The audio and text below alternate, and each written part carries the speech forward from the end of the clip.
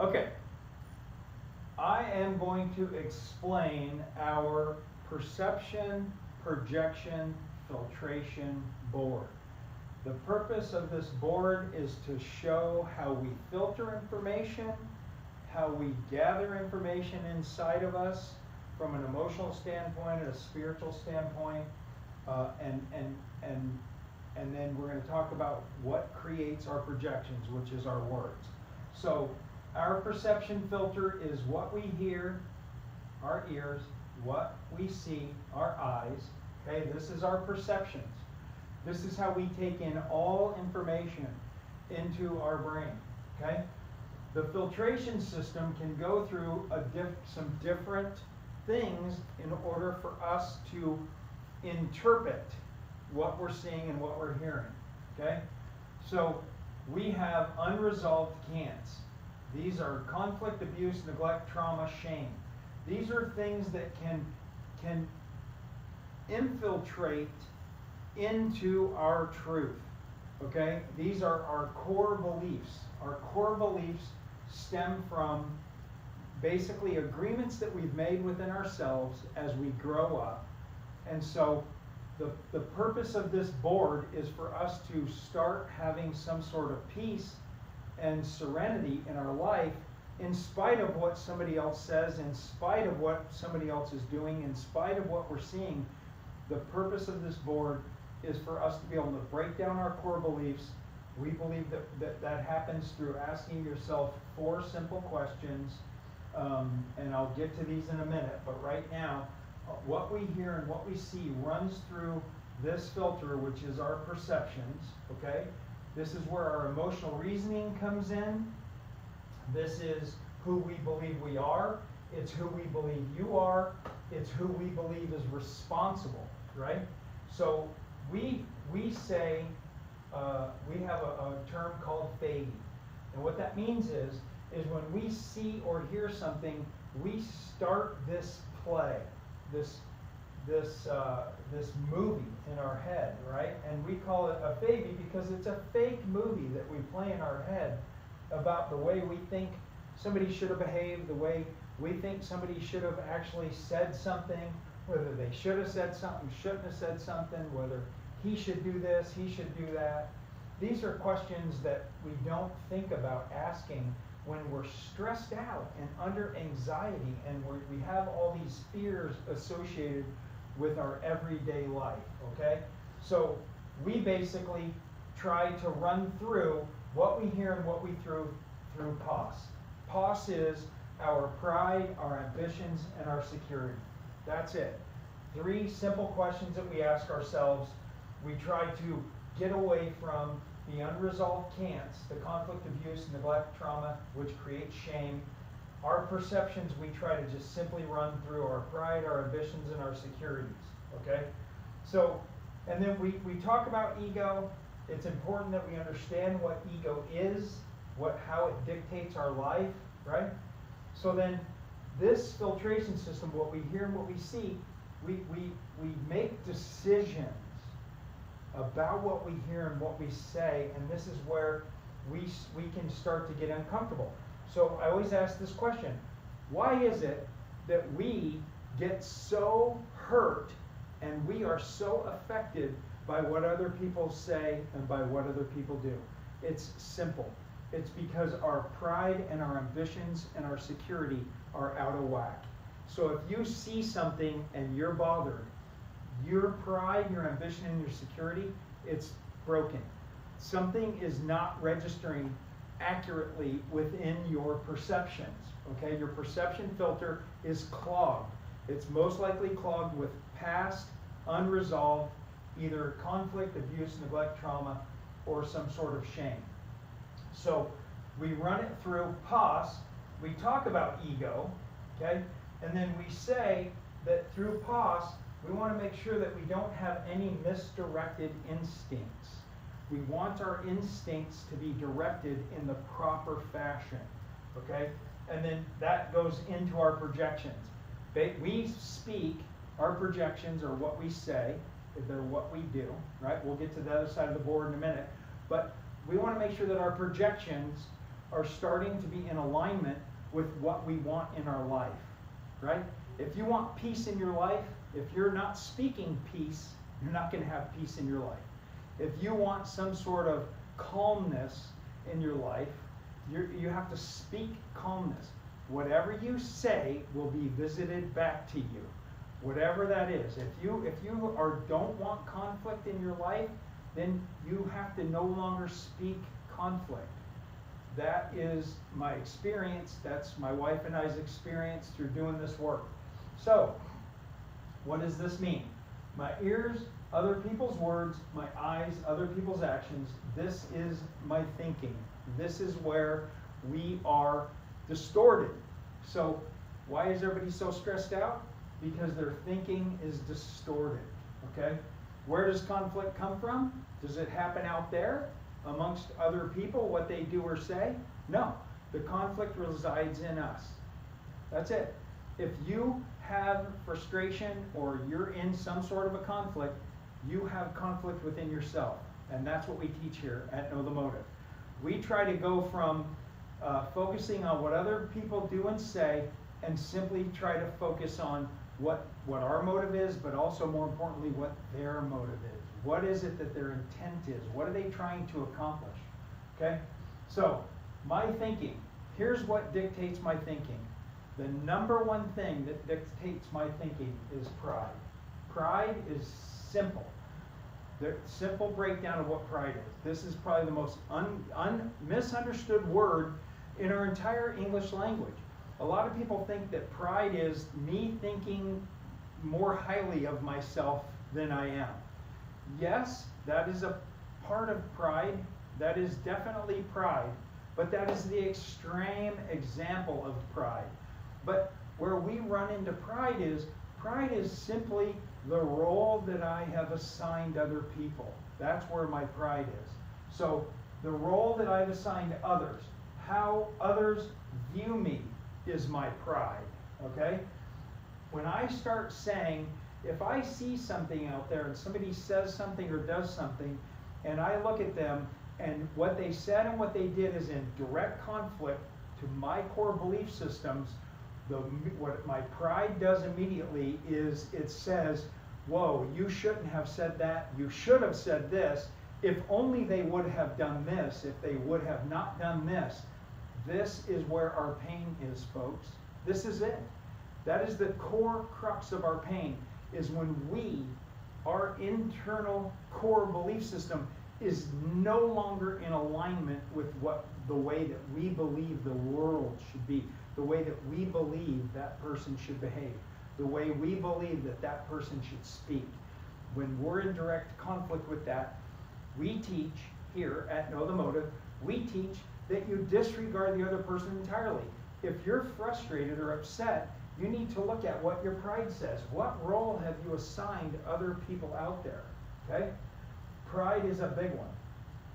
Others should, others shouldn't. If only this, if only that. When you make these statements, you are creating pain within yourself. Ambition. This is simply what I want. If somebody says something that is in direct conflict with the way that I believe things are supposed to be, and I feel some sort of stress over it, I have to ask myself, what is it that I want out of this situation? What do I want from this other person? Is it fair? Are my ambitions fair here? Right? So what we want, we simply ask that question, what we want. And then here is probably the crux of where our pain comes from, is our security. You know, when we're under stress or we're in conflict or somebody does something where we believe that they have somehow offended us or harmed us or they have they have created some sort of stress within us, we don't ask ourselves, what is it that I need from this person in order for me to be okay? Right? What do I need? What do I need from that person? What do I need him to say? What do I need him to do in order for me to be okay? And here's where you can start to understand the perplexity of stress, anger, anxiety, whatever that looks like. Here's the problem, is we put requirements on other people, guess what? They're going to fail us miserably every single time. When we put our well-being into the hands of another person's words or into another person's actions, we're in big trouble. And so the way that we break free from this is we find out, right, what is it that I need from this person in order for me to be okay? In other words, right, I want respect from my wife. I want that. That's an ambition of mine. I would like my wife to respect me, right? But the moment that that now becomes my security, right? The moment I need my wife to respect me in order for me to be okay, guess what? I'm not going to be okay. Why? Because she gets in fear. She gets into her own mode of, she has her own stuff inside of her that is going to cause her to get into fear. And when my wife gets into fear, she could say something that I may deem as being disrespectful, right? So if I need her to respect me to be okay, and I see that she has said something disrespectful to me, guess what? That is the crux of the pain. This is the core of every single person's conflict and every single person's beginning and ending of the pain is, what role did I assign my wife? Well, she should respect me, right? My wife should respect me always. That's pride, right? The role I've assigned my wife is to respect me at all times, right? My ambition is I want my wife to respect me. That's not unhealthy. That's not necessarily a bad thing, right? But the moment that I say, I need my wife to respect me to be okay, I'm in trouble, because she's going to fail that test every single time. Now, the ego, we have this down here, and we used to have the ego up top. And ego was the first thing that we've always talked about through this know the motive that we do. But ego, the more that we came to realize the impact of our pride and our ambitions and our securities, the less we needed to focus on our ego. And our ego is simply this. Our ego is the role that we have assigned ourselves in what is said, in what is done, right? So in other words, my ego, if my pride says my wife should always respect me, right? That's what my pride says. My security says I need my wife to respect me to be okay, right? My ego says, doesn't she know who I am? I am the most respectable husband. You must respect me. These are the things that my ego say. And guess what?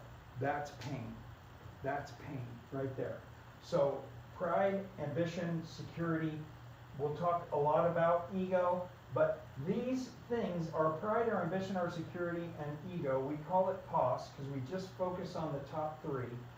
If your pride, your ambitions, and your security are in check, they're solid. If I don't need my wife to do or say anything for me to be okay, she can be in fear and snap at me because she's in fear, and I don't need her to not snap at me to be okay, there's no pain. I'm unoffendable. She cannot offend me. She can do no wrong with me. What does that mean? What's that look like in a marriage? Here's what it looks like. It means that if I have accepted no harm from my wife, regardless of what she does or says, then now the role that I've assigned myself is, well, I'm broken too. I get into fear too. That's the role I've assigned myself. Yes, I'm fearful too. So if I'm fearful too, and my wife does something that a lot of people would deem as being disrespectful, I don't look at it as disrespect. She's not disrespecting me. She hasn't done anything to me. She's upset. She said something or did something, and it doesn't have anything to do with me. So we separate ourselves emotionally, spiritually. We're spiritually connected, but emotionally, our well-being in our relationship is not contingent upon the other person being okay in that moment. So we call this the context of our core beliefs. This right here, our pride, ambition, security, and ego make up our self-esteem, right?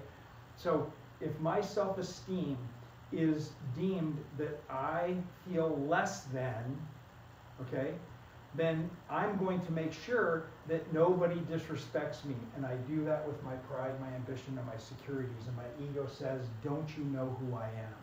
So that is the board. So we'll talk more about projections, but yeah, I'm excited to start talking to you guys about this stuff, because these questions that my wife and I use I can't even explain to you the kind of marriage we have. Seriously. Like, we just went through a bunch of crap in the office that was, most couples would be in a huge argument over, but we just laughed about it. And yes, there was stress in the office. There was fear on my part. There was fear on her part. There was confusion on her part. There was fear on her part, but we never infiltrated ourselves into the other person. We're separate when it comes to that. And what does that mean? It means freedom. That's what we're talking about here. If your pride and your ambition and security is straight, and your ego is that you're just as broken as everybody else, right? That's the ego I walk around with. I'm not walking on water by any means, man. When my pride gets involved, things get dark for me quick. But when my pride gets involved, and I believe that other people should or shouldn't, or my wife should or shouldn't, guess who pays for that? Where's the pain in that? Pain's in me. But today I live pain-free. I'm free. I'm free from requiring other people to do and say in order for me to be okay. My expectations are that people are going to fail me miserably. So why don't I just remove the me to part of it? You know what I mean? That's the part, is this work separates you from other people's problems and fears and anger and their frustration. You can have somebody completely lose it right in front of you, and you could not be affected at all. That's what this work does. Thanks. Stay tuned. I'll talk about the perceptions next.